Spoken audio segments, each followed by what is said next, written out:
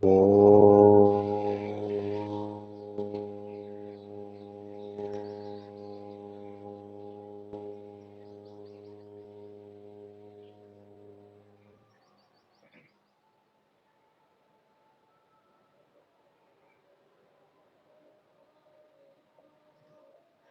समादरणीय धार्मिक सज्जन,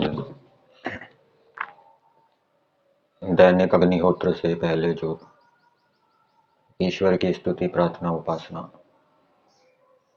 कुछ मंत्रों के द्वारा की जाती है, उनमें एक मंत्र है, येन द्यौरुग्रा पृथिवी च जडा, येन स्वः स्तभितं येन नाकः, यो अंतरिक्षे रजसो विमानः, कस्मै देवाय हविषा विधे। इस मंत्र का अर्थ महर्षि दयानंद जी ने संस्कार विधि में दिया था। उसके ऊपर कुछ विचार करते हैं। इस मंत्र के अंदर परमेश्वर अपने विषय में बता रहे हैं कि मैंने अनेक द्युलोक बनाए, अनेक पृथ्वियां बनाई, उनको धारण किया है। मैं अनेक सुखों को देने वाला हूँ, सुखदायी पदार्थों को बनाता हूँ। इसलिए हे मनुष्यों, तुम मेरी पूजा करो, मेरा सम्मान करो। पहली बात बताई, येन द्यौरुग्रा पृथ्वी च दृढ़ा। ये कर्म वाच्य का प्रयोग है। कर्म वाच्य में कर्ता में तृतीया होती है और कर्म कारक में प्रथमा विभक्ति होती है। कथा प्रत्यय का प्रयोग होता है। तो देव शब्द रूप जो है ये स्त्रीलिंग में है। देव शब्द से देव बनता है। देवहु, देवौ, देवा, इस प्रकार रूप चलते हैं। ये प्रथमा विभक्ति का एक वचन है, कर्म कारक। अब क्योंकि देव शब्द स्त्रीलिंग में होता है, इसलिए उग्रा ये भी स्त्रीलिंग में है। ये देव का विशेषण है। तो ये नजदीक का उदाहरण दिया गया है जिस द्युलोक को हम देखते हैं। और भी सृष्टि के अंदर जितने द्युलोक हैं वो भी परमेश्वर ने बनाए। और द्युलोक कैसा है वो भी इस मंत्र के अंदर बताया। तीक्ष्ण स्वभाव वाले द्युलोक। द्युलोक के अंदर तीक्ष्ण स्वभाव वाले सूर्य आदि पदार्थ होते हैं, इसलिए द्युलोक को तीक्ष्ण स्वभाव वाला कहा। और पृथ्वी को दृढ़ किया। अष्टाध्यायी के अंदर एक सूत्र आता है, दृढ़ स्थूल बलयो। स्थूल और बल को कहने में दृढ़ शब्द का प्रयोग होता है। और ये दृढ़ शब्द दृढ़ वृद्धौ धातु है, उससे कथा प्रत्यय करने पर बनता है।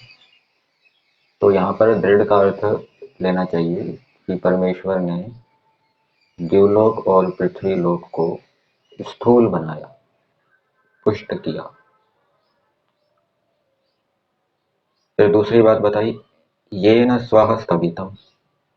ये भी कर्मवाच्य का प्रयोग है। स्वः ये स्वर शब्द होता है अव्यय के रूप में, और अव्यय के तीनों लिंगों में सब विभक्तियों में एक जैसे ही रूप होते हैं। और स्तभितम ये कथा प्रत्यय का प्रयोग है। स्तंभु धातु सौत्र धातु बताई गई। कुछ धातुएं धातु पाठ के अंदर पड़ी गई है 2000 के लगभग। कुछ धातुएं ऐसी है जो अष्टाध्यायी के सूत्र के अंदर है लेकिन धातु पाठ के अंदर नहीं है, उसको सौत्र धातु कहते हैं। कुछ धातुएं निघंटु के अंदर पड़ी गई, वो अलग धातु है। तो स्तभितम का अर्थ किया है धारण किया। तो जिस परमेश्वर के द्वारा स्व सुख को धारण किया है। और अगली बात बताई, ये ना कहा। ये ना कहा शब्द पुल्लिंग में है, कर्म कारक है। तो जब इसको स्तभितम के साथ जोड़ेंगे तो ये ना कहा स्तभिता ऐसा प्रयोग होगा। तो जिस परमेश्वर के द्वारा मोक्ष को धारण किया गया। मोक्ष परमेश्वर के अधीन है और संसार के अंदर जितने भी सुख हैं वो परमेश्वर ने अपने सामर्थ्य से उत्पन्न किए हैं, सुखदायी पदार्थों को उत्पन्न किया है। फिर आगे बताया, यो अंतरिक्षे रजसो विमानः, जो परमेश्वर अंतरिक्ष में, आकाश में, जो पृथ्वी और द्युलोक के बीच में खाली स्थान है उसमें, रजसो विमानः, ये विमानः परमेश्वर का विशेषण है, जो विशेष मान युक्त करता है। किनको करता है? लोक लोकांतरों को। उसके लिए रजस शब्द आया है। ये जाति में एक वचन समझना चाहिए, कर्म कारक है, षष्ठी विभक्ति है, तो रजस लोक के लिए प्रयोग किया जाता है। तो जाति के कहने में एक वचन बहुवचन दोनों का प्रयोग हो जाता है। तो जितने भी लोक लोकांतर हैं इस सृष्टि के अंदर, उन सबको परमेश्वर विशेष मान युक्त करता है, अर्थात उनको आकाश के अंदर भिन्न भिन्न स्थानों पर, भिन्न भिन्न ऊंचाइयों पर स्थापित किया है। फिर अगली बात बताइए, कस्मै देवाय हविषा विधे। तो ये कुछ बातें परमेश्वर के लिए बताई और फिर बताया कि ऐसा जो परमेश्वर है उसकी पूजा करो। कस्मै, ये भी परमेश्वर का नाम है, जो परमेश्वर सुख को देने वाला है। का नाम प्रजापति के लिए होता है, और प्रजापति कौन? वो परमेश्वर है। इसलिए जो क शब्द है वो परमेश्वर को कहता है। तो यहाँ पर दिया है कस्मै, सुखदायक, ये परमेश्वर के लिए है जो सुखदायक परमेश्वर है। और देवाय, ये भी परमेश्वर के लिए प्रयुक्त हुआ है जो कामना करने योग्य है।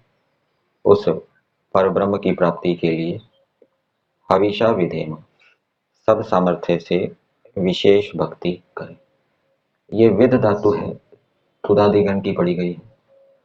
तो तुदादिगण की धातु जैसे तुदती, तुदता, तुदंती, ऐसे ही इसके रूप विधति, विधतः, विधंती ऐसे चलते हैं। तो विधिलिंग में, उत्तम पुरुष में, बहुवचन में ये विधेम हो जाएगा, तो इसका कर्ता हो जाएगा हम।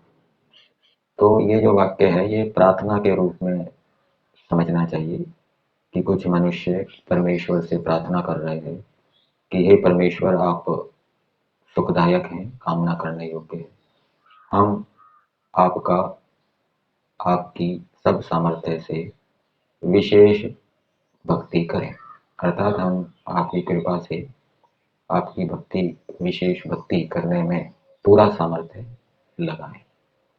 तो एक प्रकार से ये परमेश्वर का संदेश है कि मनुष्य परमेश्वर की भक्ति पूरे सामर्थ्य से करें। उनको परमेश्वर ने जितना सामर्थ्य दिया है उस सारे सामर्थ्य को वो परमेश्वर की विशेष भक्ति करने में लगाए। क्यों लगाए? क्योंकि परमेश्वर सारी सृष्टि को बनाता है और उसका धारण करता है। अर्थ को देखते हैं संस्कार विधि में।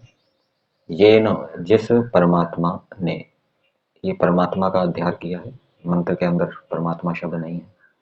उग्रा, तीक्ष्ण स्वभाव वाले, द्यौः, सूर्य आदि, च, और पृथ्वी, भूमि को, भूमि का दृढ़ धारण किया है। येन, जिस जगदीश्वर ने, स्व, सुख को, स्तबितम, धारण किया है। और येन, जिस ईश्वर ने, नाकः, दुख रहित, मोक्ष को धारण किया है। तो क नाम सुख का होता है और अक, ये सुख का निषेध कर दिया, अक दुख को कहते हैं। और ना विद्यन्ते अकह यस्मिन, ये बहुब्री समास हो गया। तो ये ना कहा का क्या अर्थ हो गया? जिसके अंदर अक नहीं है, दुख नहीं है, अर्थात जो दुख रहित है। तो दुख रहित मोक्ष को धारण किया है। यह जो अंतरिक्षे, आकाश में, रजसः, सब लोक लोकांतरों को, ये वैसे रजसः एक वचन का प्रयोग है, षष्ठी विभक्ति है, तो ये जाति में ले लेना चाहिए, सभी लोक लोकांतरों को कहा जा रहा है।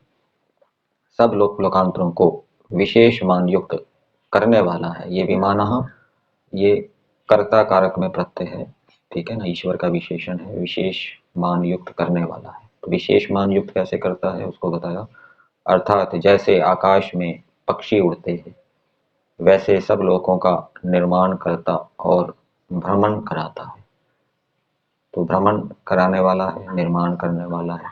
माँ धातु विशेष मान युक्त करता है, सूर्य को बहुत बड़ा बनाया, पृथ्वी उसकी अपेक्षा छोटी है। ऐसा बताते हैं 13 लाख पृथ्वियां सूर्य के अंदर समा सकती है। तो अनेक प्रकार के लोकांतर हैं, उनके अलग अलग साइज हैं। तो उन सब का निर्धारण परमेश्वर करने वाला है, उनके आकार का, और निर्माण भी करने वाला है, घुमाने वाला है। हम लोग उस कसमई सुखदायक देवाय कामना करने योग्य, ये दिवु धातु से बना है। दिवु धातु का एक अर्थ कांति होता है, कांति का अर्थ कामना होता है। तो जो कामना करने योग्य है, ये कर्म वाच्य में देव का अर्थ किया है, कामना करने योग्य, पर ब्रह्म की प्राप्ति के लिए, देवाय पर ब्रह्म की प्राप्ति के लिए सब सामर्थ्य से विशेष भक्ति करें।